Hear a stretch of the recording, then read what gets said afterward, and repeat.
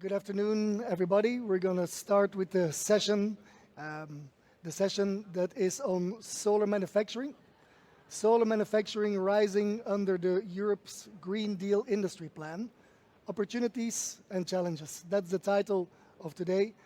My name is Dries Akke. I'm the director at Solar Power Europe, and I'll be the moderator on this panel. We realize it's the last panel of the day, so rest assured you will not be left alone as an audience here in the room. There's also an audience, of course, online, but especially the audience in the room. Stay vigilant because we will be turning to you at several points. I'm not alone, of course, in talking about this important topic and the important challenges and opportunities that there are. I'm honored to be joined by some excellent speakers from the industry, from the European Commission. Here on my left side, Mr. Joaquim Nunes de Almeida, Director at DG GROW in the European Commission. Next to Joaquim, we have Pascal Richard. He's co-founder, board member, and strategic advisor for Carbon, a startup on the developing side, on the manufacturing side. Apologies. Next to Pascal, we have Jochen Hauf. He's the Director of Corporate Strategy, Energy Policy and Sustainability at BayWa r.e., a main distributor and developer of solar PV in Europe. And then at the end of the line, we have Mrs. Laura Miranda Perez at Oxford PV, and she's the Head of Sustainability and Government Affairs there. I told you I was not going to leave you alone as an audience, so let me start with a quick question to the audience here in the room mainly, because I'm going to apply the show of hands methodology. Can I ask the people in the room, who has solar PV at their roof or at their home today installed? Can I see a show of hands whether anybody actually has that? Yeah. I will show my hands as well. I certainly see a couple. No. Now the second question is, who of you knows that this rooftop PV is coming from European manufacturers? Does anybody have European rooftop solar on their at home? I clearly see less hands as before, maybe one, and I think that's the topic. That's the challenge that we have in front of us. We see solar PV installations booming in Europe. LG. We saw record deployment last year. We project even more acceleration of investment in solar PV in the coming years. We might even reach a 100 gigawatt market well before 2030, as soon as 2027. That's really spectacular if you compare it to the 20 gigawatt market only 2 years ago. But of course, it's essential that in this deployment boom, we also consider the resilience and the diversification of the supply chain. We don't have a lot of European solar PV manufacturers today, and that needs to be dealt with. So the solar boom at the moment doesn't seem to translate into opportunities for European solar producers who are in fact struggling to stay in the game. At Solar Power Europe, this is an important topic because we represent the entire value chain, manufacturers and developers alike. And we have written a letter to Ursula von der Leyen and the EU presidents, which is here to be seen in my hands, but also available on that chair over there on the left side. So please don't hesitate to pick up a copy after the session. And we have given a set of solutions to the European Commission on how to actually do a smart industrial policy for solar PV. And there's three main topics that I just want to put on the table, three main solutions. First of all, we need financing. And the financing goes through state aid. We have temporary crisis and transition framework, but we see that there's still key elements that need to be updated in that. So we are calling for an adjustment of the state aid framework to allow even more for support to manufacturing, also on the operational side. That is one. Of course, we cannot only do state aid-based national financing, we also need a European instrument to really leverage the European market and have an EU-wide tendering of solar PV capacity. That's why we also suggest a solar manufacturing bank where we can do this EU-wide tendering for economies of scale in solar production. And the third proposal is to make sure that we have a pull on the demand side. And there our proposal is to work on the Net Zero Industry Act and make sure that it allows for specific resilience auctions that can guarantee that visibility on the off-taker side. So all of these elements are in this letter, again, available on the chair in front of you. And we believe, as Solar Power Europe, representing the entire supply chain and the entire solar sector, that we have a great, robust, workable and compromise solution for industrial policy for solar PV. Having said this, we will discuss these points with the panel, of course, next to me. So I believe it is time to turn to the panelists here on my left side. And let me start with the Commission representative, Mr. Nunes de Almeida. As I mentioned, the solar market is booming, but it's not yet creating opportunities for European producers. What's the Commission's perspective on the situation, and what kind of policy proposals would you suggest we need to look at? Yeah. Okay, thank you very much, and thank you for being here. I think, first of all, maybe the biggest policy proposal we have in course right now is the Net Zero Industry Act, which should be, the deal of which should be closed by beginning of 24. We're told that the Parliament is going to close by mid-February. The position of the Council and the Parliament should be agreed by November, December.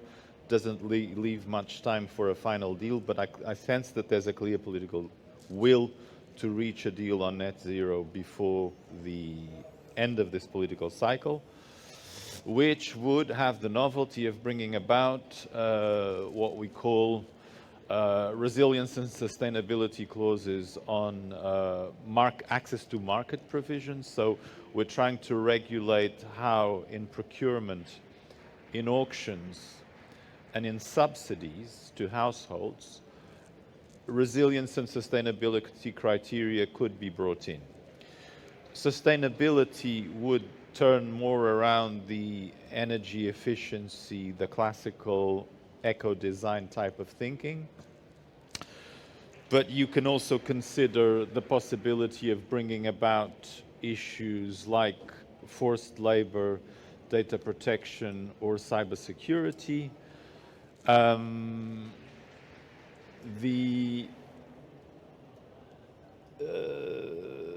Into such categorization, the idea would be to lead authorities that are 60% in the hands of a single source to have the possibility of using such sustainability and resilience criteria, not just that they could, but that they would have to apply such sustainability and resilience criteria for a weighting of around 30% in their auctions and procurement, which we think would pave the way for opening a space for a renascent European industry. There are also important permitting provisions on net zero, and I'm not sure that permitting is a big issue for the industry, but still it is important to note that there will be also facilitated permitting that creates the supply, and a facilitated procurement auctions and subsidies that would facilitate the demand. Now, there are a lot of devils in these details. In particular, I can see you saying, okay, but if you've got 65% on the hands of a single supplier, how is there going to be European industry enough to supply and bring about the resilience that European Commission want to bring about? Well, we've got a few safeguard clauses in the sense that if it can be demonstrated that there is no European industry, you have the possibility of buying your manufacturers outside, and also it doesn't force authorities to buy European products at outrageous prices. We have a limit of 10% price difference, so you're not obliged to buy non-European products if you are above a 10% price differential, but you're not obliged to buy, you're not obliged to buy them, but you are not forced to buy them. Let's put it like that. All this is still also being object of negotiations in Council and Parliament, but net zero is not all. There's also consideration being given in the negotiations, not just on the award criteria, which is what I've been describing until now, but also the pre-qualification criteria, in the sense that you could only be admitted to an auction or to a public procurement procedure if A, B, C, or D. But besides that, we're also considering, I mean, more than considering, I mean, we're about to adopt an implementing act on solar PV under the eco-design framework, which would also push for the cleaner and therefore we think more European solutions to be more highly valued. There's been the reform of the TCTF state aid framework that would also allow greater leeway. I know that there's still unclarity about how far OPEX is covered into the state aid consideration, but I mean, the Commission launched the we launched the Solar Alliance in December last year. We are very much committed to the existence of a European solar industry right now. We know that this is not a good moment for the industry and that so in a way, we can be optimistic that it's possibly difficult to be in a worse position than we are now, so it can only get better. But I think the fact that you should read the fact that the Commission has put forward this as an alliance, has blessed this alliance, has supported this alliance, is encouraging this alliance, has blessed this alliance, means that the Commission, you should see this as a commitment from the Commission to have a strong European solar industry. Thank you, Joachim. I hear it can only get better. And if I may turn to Mrs. Miranda Perez, Oxford PV has been in the business for some time. So can you describe the situation for your company? If you listen to Joachim, he's talking about initiatives around the TCTF, around the Net Zero Industry Act with the non-price criteria. What's your assessment of that? Is that really helping you? Or what are other things that you need as Oxford PV? Well, thank you, Dries. Well, the first thing I want to do is to thank the Commission for all the efforts and also their willingness to listen. It's not just us, but we know the industry is reaching out continuously and they are always willing to listen, maybe not to react as fast as we would like to, but it's a complex situation. So I think we should be thankful for that.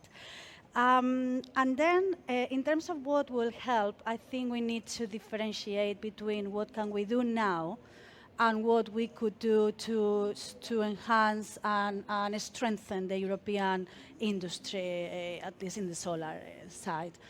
We need short, fast, quick measurements right now. There is a very critical moment. We have a situation with an overstock of modules. Some companies are struggling, and we need to have quick measurements in place to help this now.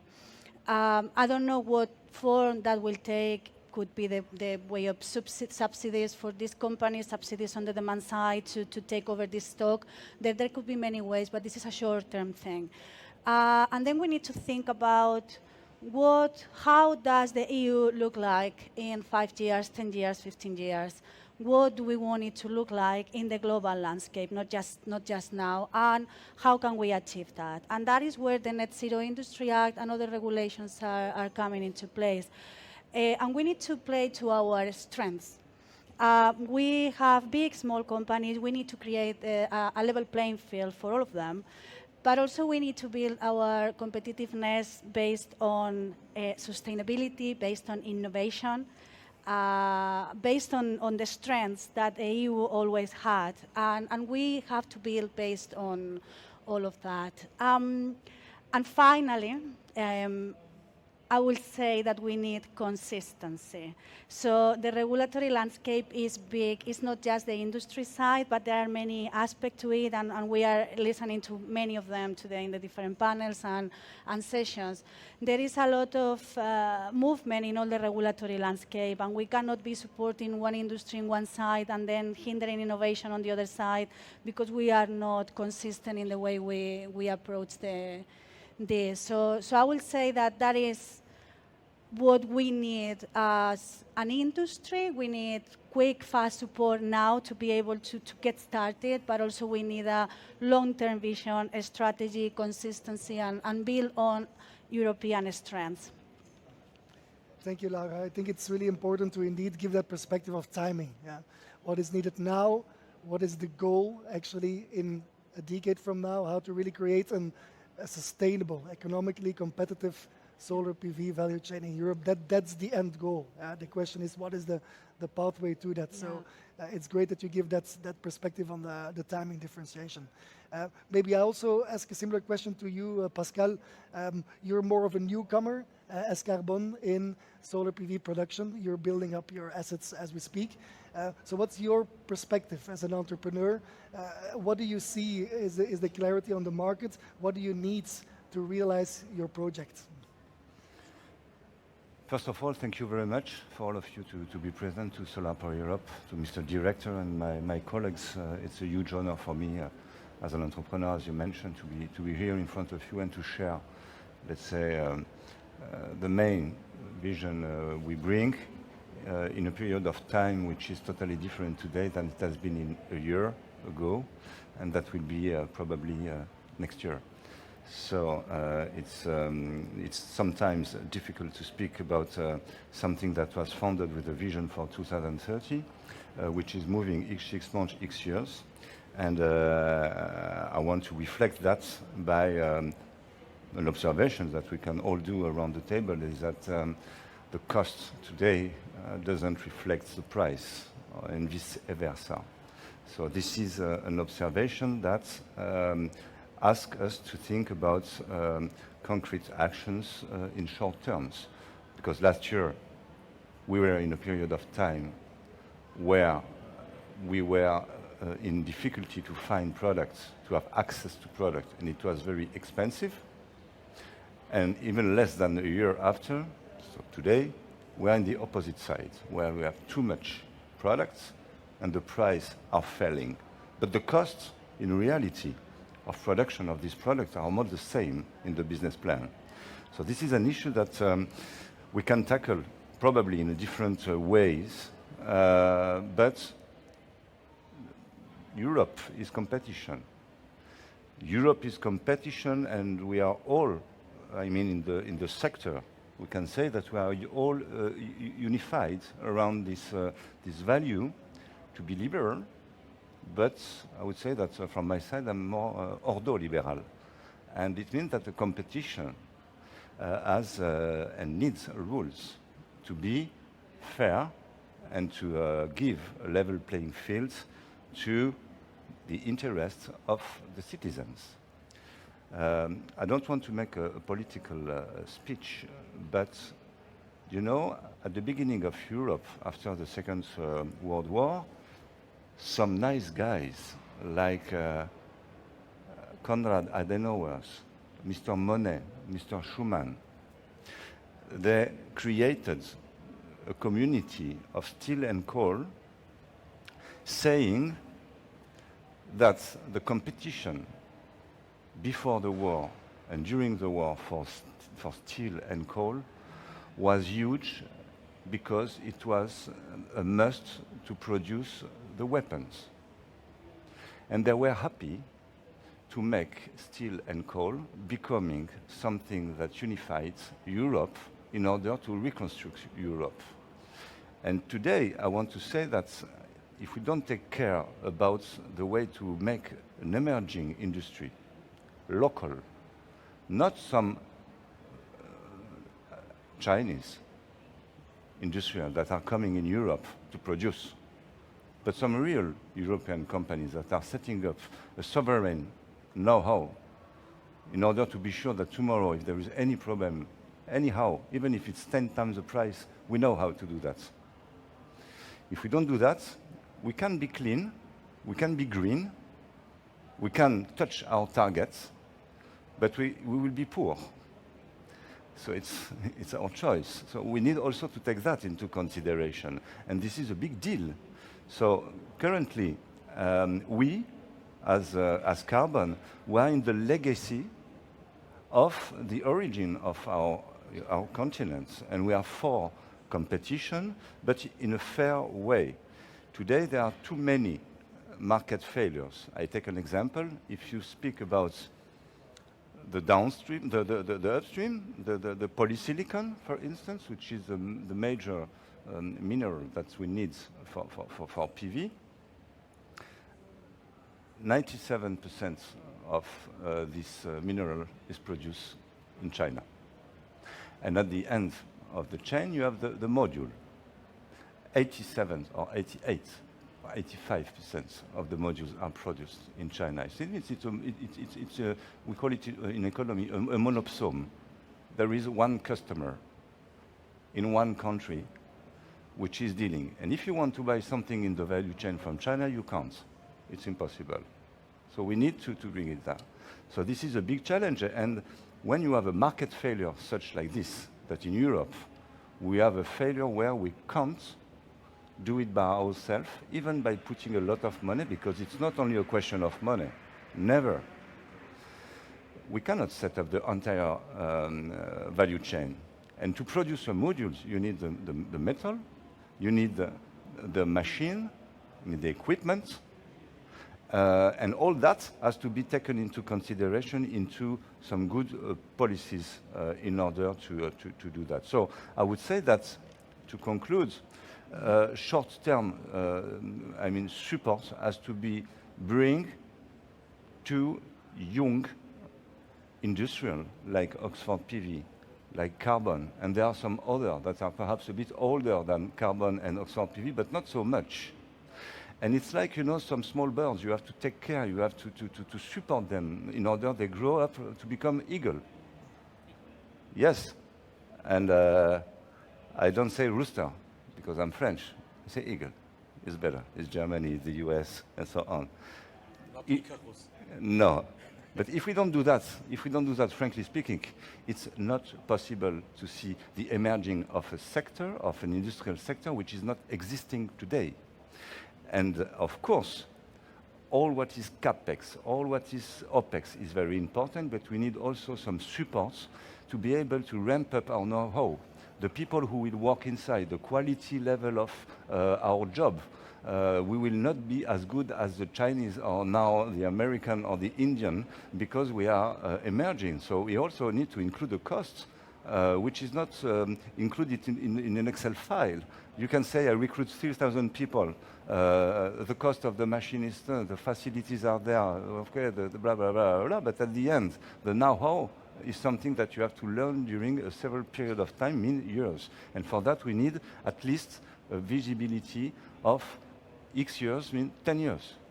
10 years is probably the period of time where we need to implement short-term, mid-term, and long-term initiatives that can start immediately to avoid any bankruptcy of companies that are starting or that are existing already and which are in a huge difficulty. Also, I'd like to highlight that some companies in Europe... Last point? Yeah. Also, I'd like to inform that some companies in Europe are starting with their investor to go in the US in order to produce. And I don't want that they think, and you think that thanks to the business, they will finance their activity in Europe, because this is not sovereignty. We should finance and find the right solution in Europe in order to respect the legacy in which we are, to create an overall unified sector between Germany, between France, between Italy, between the big countries, all together with the 27 European members, and to set up, let's say, X%, a Y% in 5 years, and a majority probably in the future, if we are good, of European modules, integrated vertically products within the supply chain of PV sector. Thank you. Thanks, Pascal, for laying that out. I summarize it. It's maybe not a solar Airbus, but a solar Eagle that you were describing, or at least some kind of a champion. So I Solar United Eagle. A Solar United Eagle. Yeah. Noted. Yeah. So thanks for laying that out. Maybe this is a good moment to turn also to the demand side, to the off-takers, the developers and the distributors. Mr. Hauff, what's your perspective on what you're hearing now? How can we activate the demand for European-produced solar? What's the role of companies like yours in that endeavor? Well, that was the one thing where I thought in your long list of things we need, you were missing. That is customers. Yeah. Which sometimes is good to start an industrial debate also from the side. Who's buying this stuff and what are the the offtake conditions. What is the willingness to pay of the European consumers for made in Europe solar modules? Because I do think it's crucially important to get this right. We've been through this cycle once. We might have a second chance. I'm sure we won't have a third chance. Yeah, so if we don't get it right this time, I'm afraid that was it. Yeah. I'm very much, from that perspective. Now we buy modules on the one hand, distribution side as a wholesaler, which we sell on to installers. So these go to everybody's rooftop here in the room. If you didn't raise your hand at the beginning, the installer locally near to you and whom you trust can install something, and then they usually turn to companies like us. We have the warehouses filled with the nuts and bolts, the cables, the modules, the inverters, everything the installer needs to get it on the construction site 8 o'clock in the morning, and in the evening your house has a PV system. So it's these small residential, small commercial rooftops that we serve this way. We have a segment where we serve industrial consumers, larger factories, warehouses that have large rooftops. Yeah, they're a bit more commercially oriented.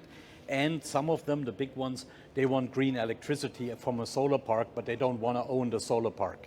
They just want to say, okay, this project over there delivers electricity to me, and then they sign PPAs. So these are kind of the segments we're looking at. And in the first segment, the residentials, they usually have, a willingness to pay of about 10 to 20% as a markup for a made in Europe module. That's where it stops. If we go 30% more, demand is going down significantly. 10, 15. And if we say no, it's 50% more, there's almost nobody who is still going to buy this. Yeah, but 10 to 20% more is not nothing. Okay. Yeah, because the absolute amount of that is a couple of €100. Yeah, and that's within the range where people say, oh, come on, I'm taking an extra loan, I'm paying 10,000, I'm paying 15,000 with the battery, with the charger, and you say you need 500 more to make it made in Europe, the modules, okay, I'll go with it. Yeah, that works.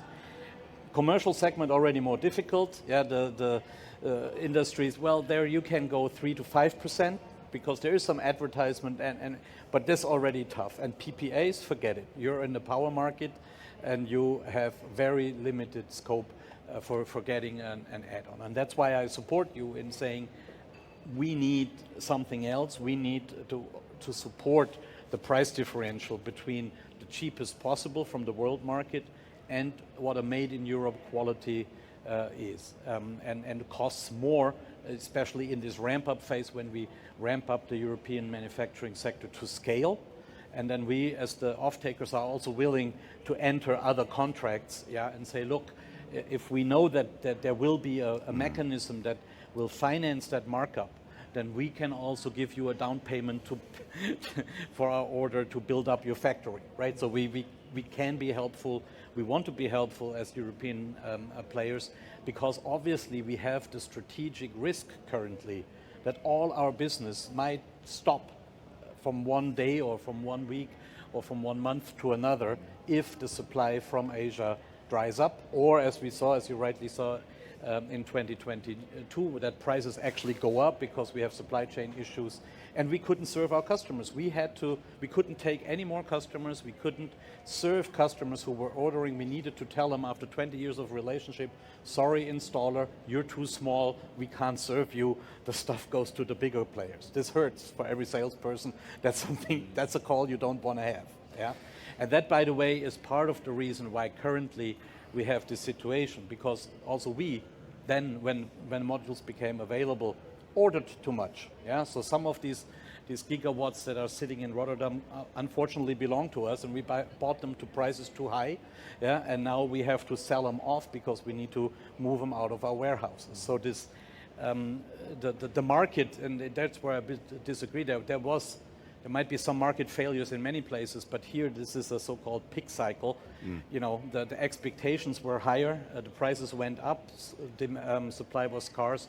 We over-ordered, they oversold, and now we have a mess of oversupply that we need to work through. And that's where we need the short-term rescue to get out of this situation, and then the midterm measures where made in Europe quality is specifically supported in a certain segment. But I have one concern, what you described.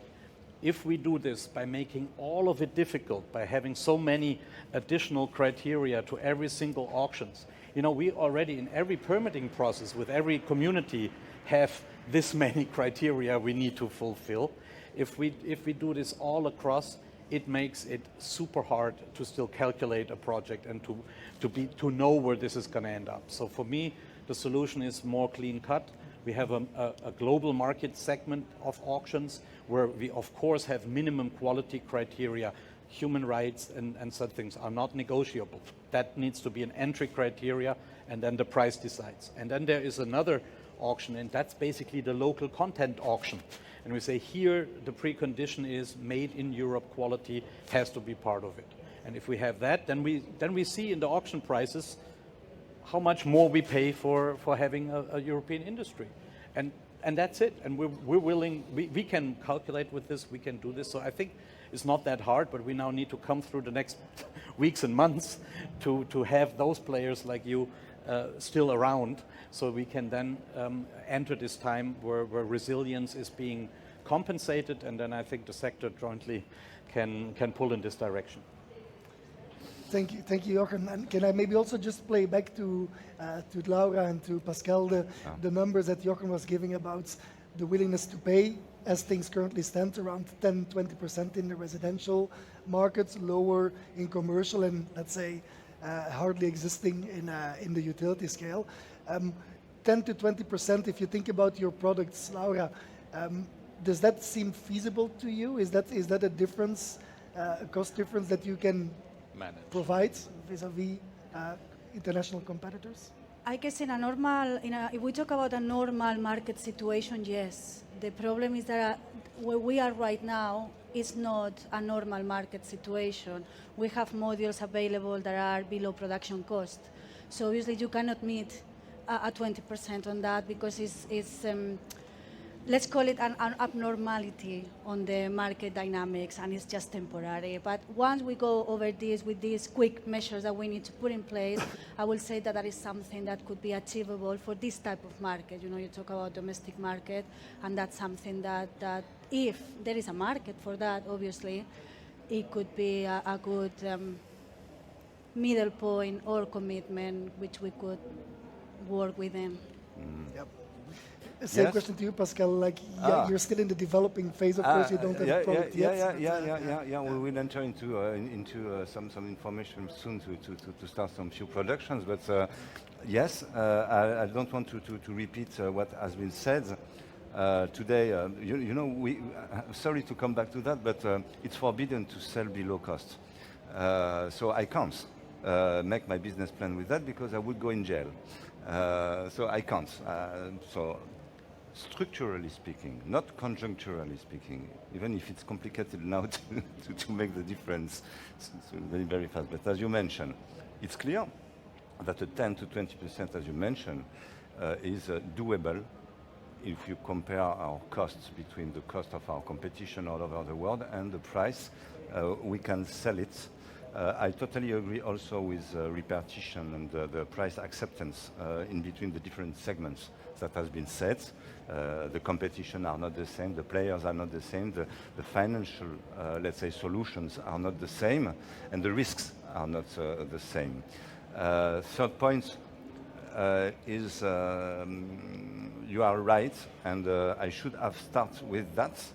But it's perhaps because we are in the short-term problems that customers are the solution. Because we settled up carbon in order to fulfill the customer expectation in some kinds of technology that fulfill the customer expectation, the insurances that will insure the solution, and the banks or the funds which will finance those assets. So it means that enough innovative competitive, and immediately usable in 2025 to 2026. And if we think that, and if we design that, it's for you, for customers. And the customers are extremely useful because without any off-take strategy, I mean off-takers, customer who sign an LOI is good. I intend to order you 1 gigawatt per year starting from 2026. Okay, please give me a down payment of 30% of this amount now. This is what some players are doing in the US currently, which makes possible some European industrial to set up and to finance some project because the banks, the investors around the tables, they have enough security that this is not the whole solution that will solve the equation, but it's extremely important. Currently, we have, let's say, a demand, a clear demand, a clear expectation to get some European modules, but we need real facts.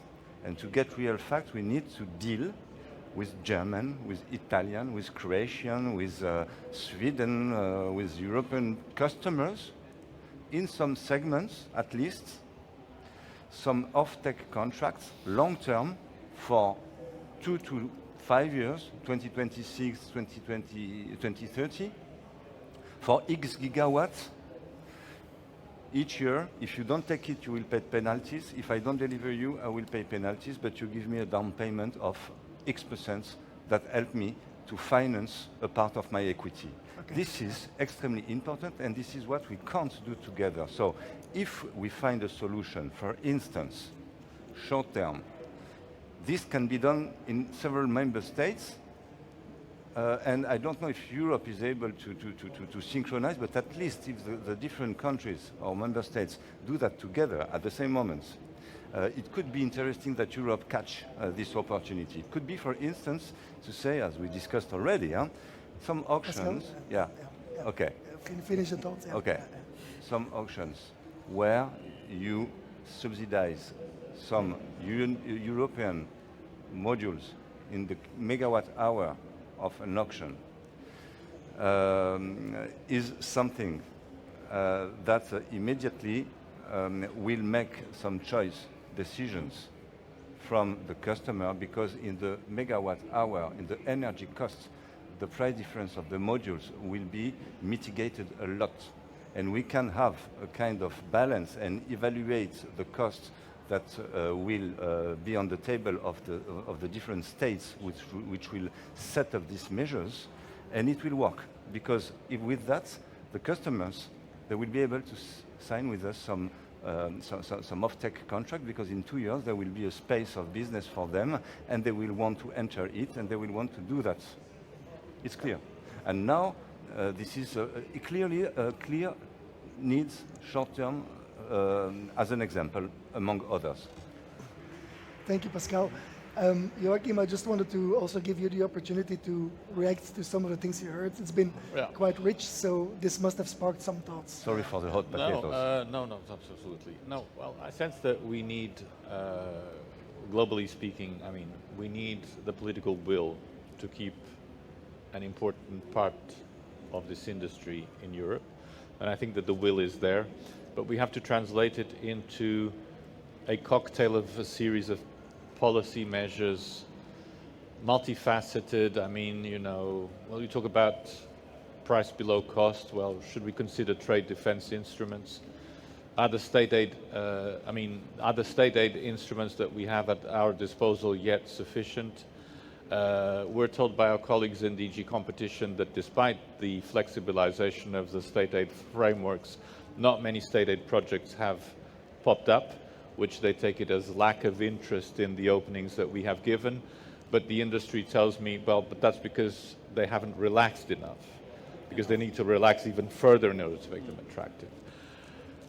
So state aids, trade defenses, sustainability, regulation, I mean, sustainability-like regulation, I mean, this is not done from one day to the other.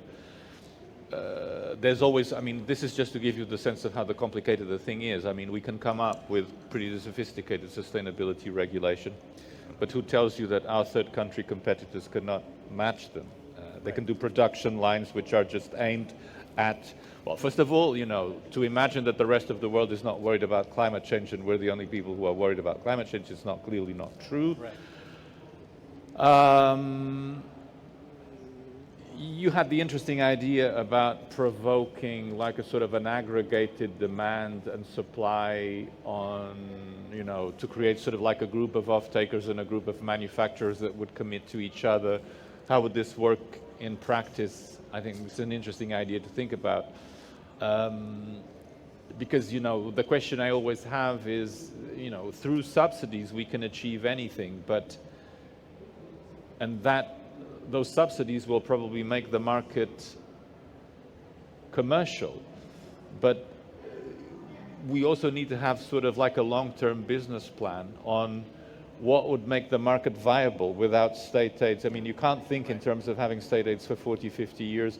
Well, I mean, do we want a common agricultural policy of solar PVs? You see, possibly not. But I mean, but how long does that initial, you know, that's an.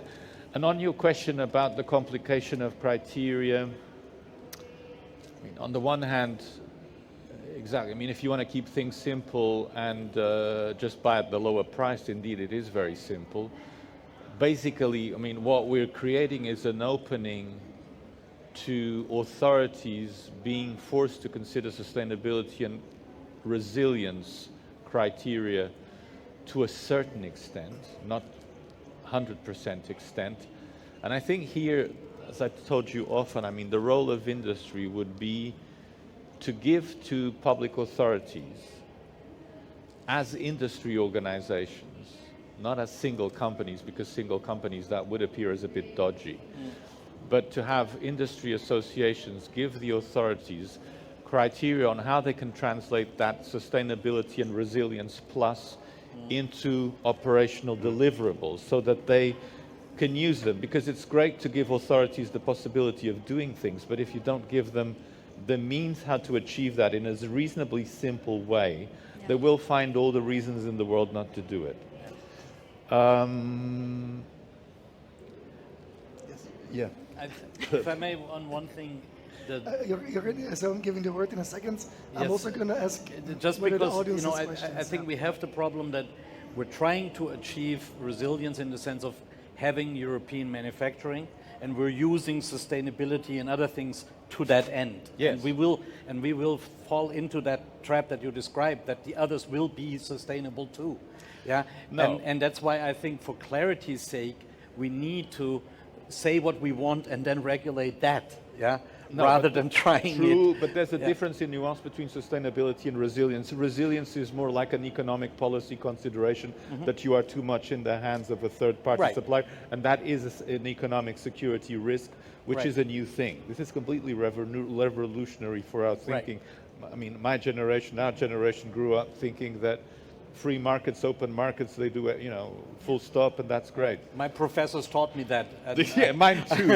And so, you know, this is all a I mean, I mean, so it's not just sustainability in the sense of criteria that can be easily copied, but is to say that you put yourself in a dangerous situation by being too dependent on a third country supplier, so then you have to buy European.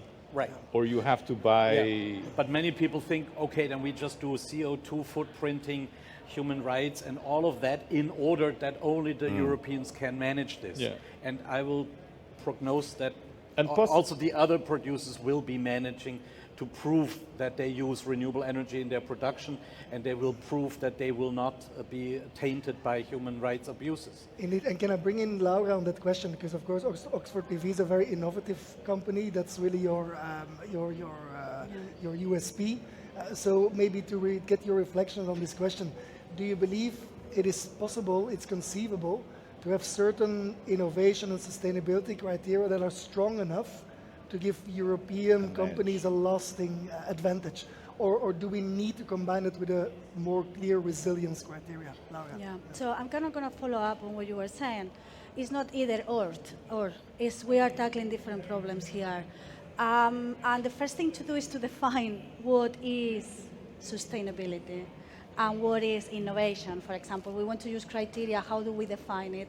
Sustainability is understood in different ways for different stakeholders, and it's a topic that covers environment, it covers resilience, it covers the social aspect. So all of it makes something sustainable, which is stable in the future.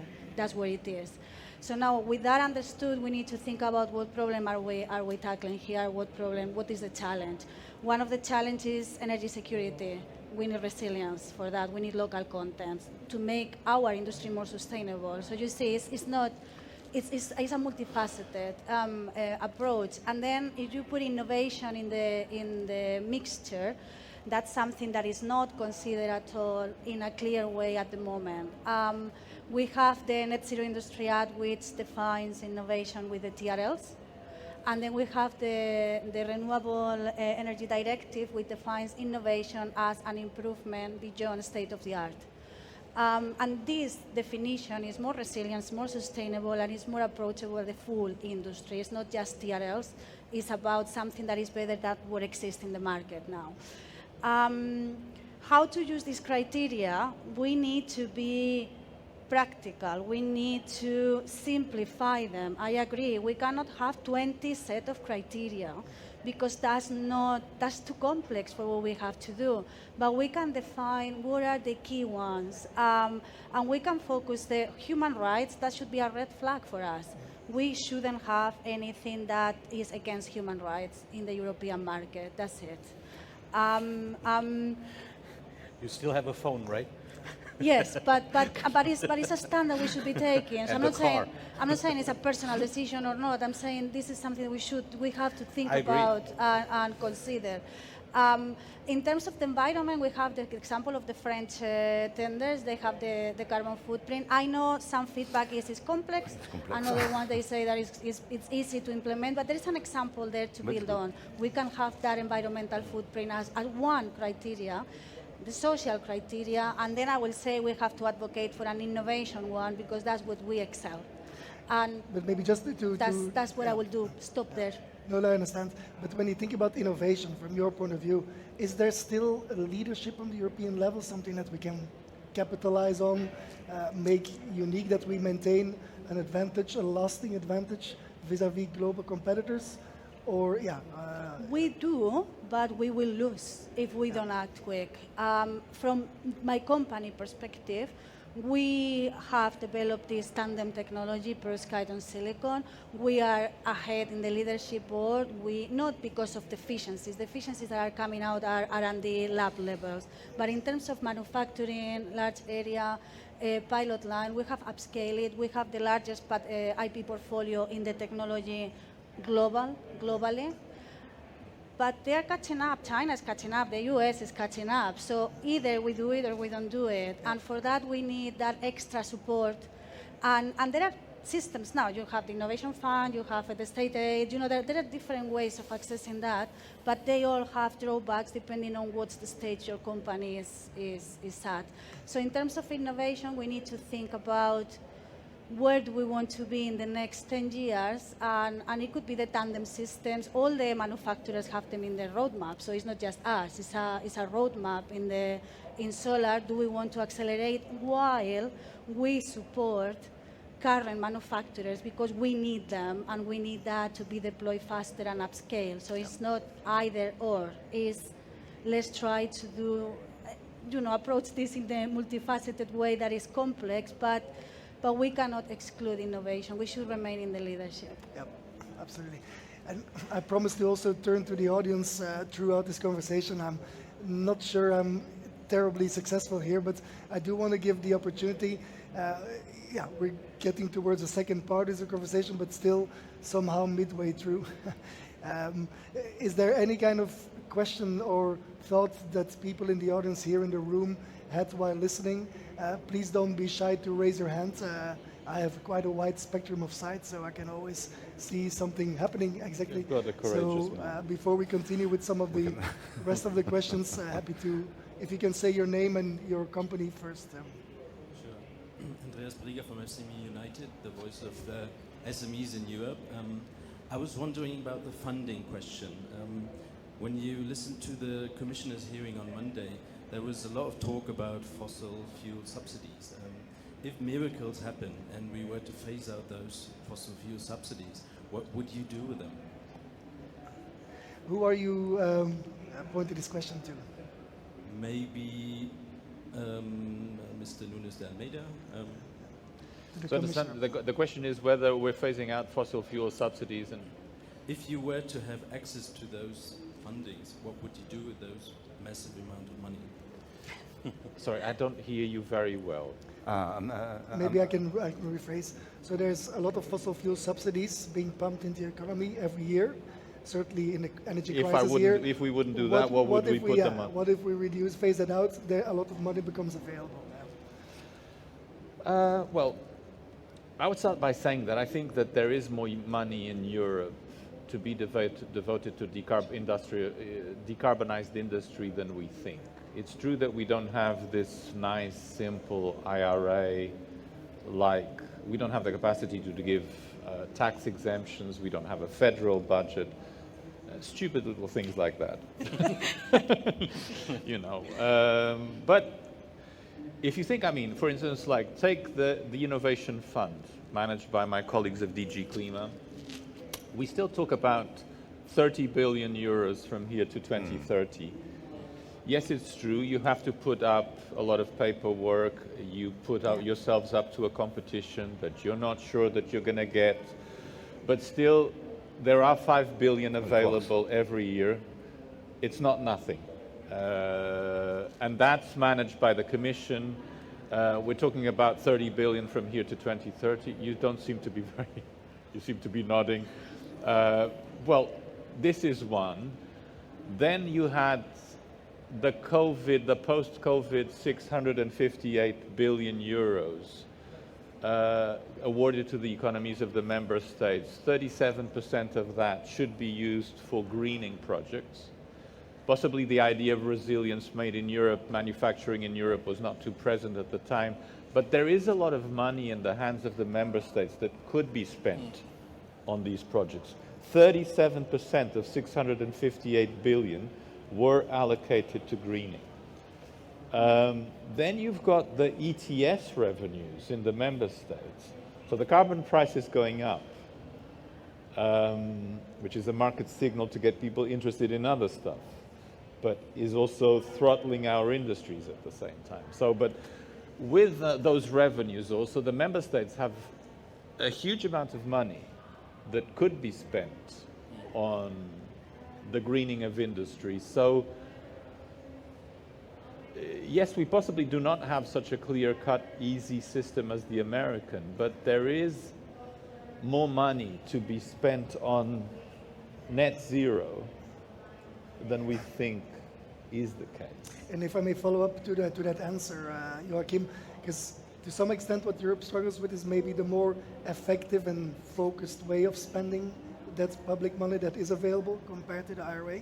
So we have a proposal as Solar Power Europe for the Innovation Fund to set up a solar manufacturing bank, similar to the idea of which would actually be dedicated to scaling up the first economies of scale of solar PV production in Europe, and is a very effective way of doing price discovery and therefore finding what the optimal use of the public support. But for hydrogen, the thing would be that you pay the difference between green hydrogen and grey hydrogen. What is grey solar? It's a difference between European solar and international solar. China We model, could define it. made by coal. Yeah. We could define I know, it. but Simple that's answer. possibly, you know, you need to define what is the, you know, on hydrogen, we're talking about a nascent market. It's difficult to do green hydrogen in a commercial way. PV, you can't argue that anymore. It is a highly profitable market. I mean, highly profitable, I know you're making huge losses, but there's no, I mean, the world can give itself the number of solar PVs it can in a commercial way. It should, right? Right, So but we not need to made in establish, Europe, we yeah. need to sort of define what the benchmark, what difference would the banks, You know, I mean, in hydrogen, you subsidize the quality green, right? Yes. Here we talk about the quality made in Europe. That's it. But that's where the What environmental... comes out is a product that already exists, but Yeah, you yeah. choose a quality you want, and that's the one to So regulate you would for. subsidize the project that would less need a subsidy as a difference towards the Chinese price or towards the non-European. In order to increase European resilience and have something to stand on if it comes to decarbonize our energy sector and build a resilient energy supply No, at low But cost. Possibly just as the wanna- last, if Please, I and manage then I to bring in Laura. Yep. a very last sobering remark is that since this idea that we need economic security and industrial policy, you're not alone. You can't imagine the competing asks to the Commission now that the Pandora box has been opened and that we have considered that price and efficiencies are not the only things that regulate the market, but there are security considerations. You know, you get all sorts of industries asking us to be protected because we're so strategic. So you are going to be in a competing Yeah, the one thing- landscape. You know, the shipping industry says all our ships that govern our foreign trade are made by China, and how can we depend our foreign trade be dependent on ship, et cetera, et cetera. And you go, so the shades of grey between the defense industry that everybody would agree is super strategic and the Christmas lighting industry that everybody would agree is not strategic are huge. Eh?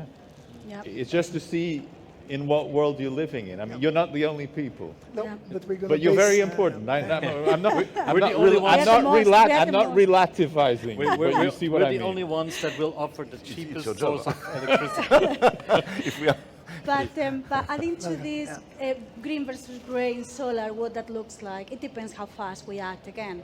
I know we are looking into made in Europe, but at the moment Europe is at advantage in carbon footprint. Our grid is much cleaner than China. They are catching up quick, but they are not there yet. We are much faster.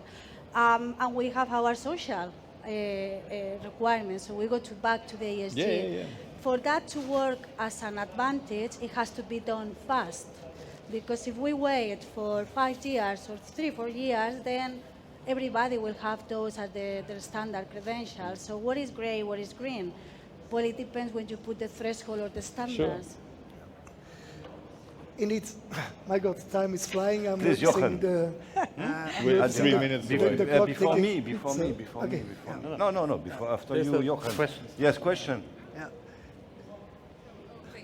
Thank you for giving me the last 3 minutes question. My name is Farina Bart. Well, I'm from the German Ministry of Economics and I'm negotiating the Net Zero Industry Act. And there's one aspect that wasn't really raised here, and this is of a big concern to our decision on the criteria and on the way that it's set up to be mandatory, which is it will hinder deployment of PV. So what is your take on this one? So we've had in another not competing in a neighboring industry, which is the wind industry, we've had these things of auctioning with criteria which led to then a massive time delay in the deployment of the technology. So what's your take on this one, which is really important for us to not, go against the aim of at the same time pushing for climate neutrality and renewables, and so that would be an interesting. Are you pointing this to any person in particular? I think Jochen will certainly like to. Especially also Mr. Hauff. I think your contributions. I know the Commission's Yeah, position. I mean- But from the practical side, so do you see there's an issue with deployment? Absolutely. And doing the criteria and to what Absolutely. degree? If we load additional criteria on the auctions, it just adds to the uncertainty we already have in the project anyways, in the permitting process which are full of criteria, and social acceptance and environmental protection and so on. So adding a whole other set that leads to more things in the auctions, in my sense, is counterproductive. But using the one criteria made in Europe in a certain set of auctions, okay, that's clear, yeah. Then this segment of the auction is for this type of modules sourced in Europe, and that has this many, that volume in any given year. And the other auctions are open to the global market. And then there are some auctions where you say, okay, this is the innovation segment, yeah, this is where either high efficiency or floating PV or agri PV, and we give a couple of 100 megawatt there, and that enables a market development. But every single auction itself, once the frame conditions are clarified, what is in and what is not, are price only, based on, and there I also agree, on a fundamental agreement that human rights and other topics need to be transparently monitored, and there needs to be a mechanism for that. Yeah. That's what Solar Power Europe tries to do with the Solar Stewardship Initiative. So I think we find a way to make that simple and not a thing that you have to prove at every auction, but something where you check a box and say, all right, yeah, has done some homework, can participate. And then I would say have rather 3 different or 4 different segment of auctions clearly defined, rather than making every auction a nightmare. Exactly. Thank you, Jochen, for laying that out. And with that, I believe we come to the end of the session. It was quite rich conversation. I'm not going to attempt to summarize all of that, but I do pick up some highlights around solar PV being somewhere on the list between defense and Christmas lights. You're much Closer nearer. to No, defense, you're yeah. much closer to defense than to the Christmas lights. That's comforting. It's just to give you a sense of the. Of course. Yes, but try to run a European economy on Christmas lights, or try to do it with cheap electricity. I would So say don't there's go a, back I was saying that I paraphrasing. didn't put you in the middle. I said that there are many shades. I didn't put you in was- the yeah, middle. was but for it's the not so hard. And the second highlight is also the United Solar Eagle. Let's keep that in mind as well. So thank you very much for being with us. Go and enjoy the cocktail, and thanks to the panelists for their contributions. Thank you. Thank you.